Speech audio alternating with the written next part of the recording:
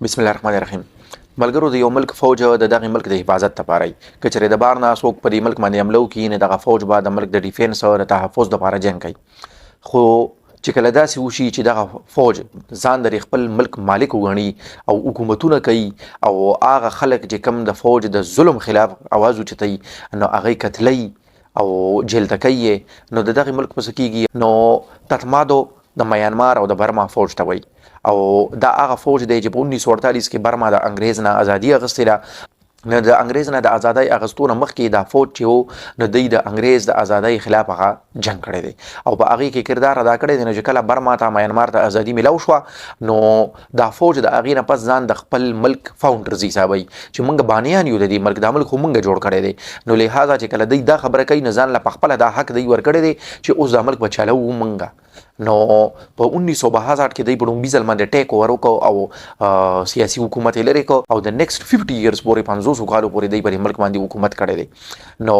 د هغې نه پس هم د پردې نه شاته کله چې کله سیاسي حکومت یې نو هم په اصل کې اکچوال کې اختیارات دی سره او چې کچرې سیاسي حکومت د دوی په خبره باندې نه چلیږي نو بیا دوی ټیک اوور وکړي او ډایرکټ حکومت ته راشي. اوس یو کال مخکې بیا په برما میانمار کې د فوج حکومت راغلی دی. نو چې د فوج حکومت راغلی دی نو وایي دا حالیه چې کوم لهر دی د ظلم تیر کړی دی نو په هغې کې دوی تر 1500 پورې ماشومان او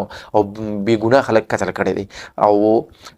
د تر دې پورې د دوی ظلم تر دې پورې سیوا شوی دی چې د فوج ډیر زیات افسران چې دي کپټنان کرنلان دوی هم د فوج نه ریټایرمنټ اخیستی او د فوج خلاف تحریک شروع کړی دی چې دوی خو په خپل ملک په خپل خلکو باندې ظلم کوي. د میانمار فوج یو مذهبي فرقې غونډه کې رنګ اختیار کړی دی او دا په میانمار کې بودیزم دی، بودیست پکې اکثریت کې دي، د فوج کې هم بودیست دي. لهذا د دې بودیزم نه علاوه چې کم دي که مسلمانان دي لکه روهینګیا مسلمانان نو دوی وایي چې په برما کې د دوی لپاره هېڅ ځای نشته، دا د ملک دشمنه دي.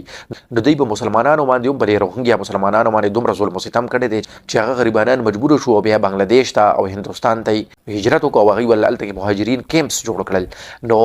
چې کوم دي روهینګیا هم د هغوی خیر نشته، په هغوی باندې ځمکه تنګه ده او ډیر غټ ظلم او ستم پې کېږي.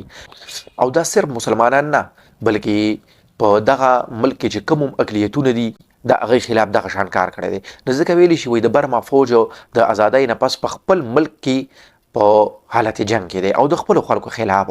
او دوی د تیرو 500 کالو نه وایي دا وړې وړې خانه جنګۍ چې کومې دي بس دې خانه جنګو کې لګیا دي روان دي. نو د دې خانه جنګو نه چې کوم دی نه یو خو دا وشو چې دوی هغه لکه فوج ټریننګ هسې لري دوی بس په جنګ کې دي نو بس دوی په ټریننګ کې دي او د هغې د وجې نه د دوی د زړونه او ذهنونه داسې سخت شو چې دوی ته په خپل ملک کې په خپلو خلکو باندې دا ظلم او ستم اوس یو عام روټین ښکاري، دا ورته لکه څه بده خبره نه ښکاري. او ورسره چې کوم دی نه دا خبره ده چې کله دوی دومره طاقت کې دي او حکومتونه یې کړي دي او ظلم او ستم کوي او څوک د دوی خلاف خبره نشي کولی نو بیا به خامخا دوی کاروبار هم کوي. نو په دغې ملک کې په میانمار او په برما کې دننه د دوی ډېرې غټې کاروباري ادارې دي او غټ غټ کاروبارونه هم دي. نو د هغې د وجې نه که خلک غریبانان دي خو مالدار دي او د دوی عیاشي په وروج باندې ده او د دغې وجې نه چې کله بیا پیسې ډېرې شي نو بیا خامخا په هغې کې د پیسو هغه مالي بدعنواني هم کېږي. نو کرپشن پکې هم ډېر زیات دی او یو کرپټ اداره ده. نو په اسانو الفاظو کې چې موږ د ویډیو راټوله خلاصه سم کوو نو برما هغه ملک دی چې په هغې کې په د فوج حکومت دی،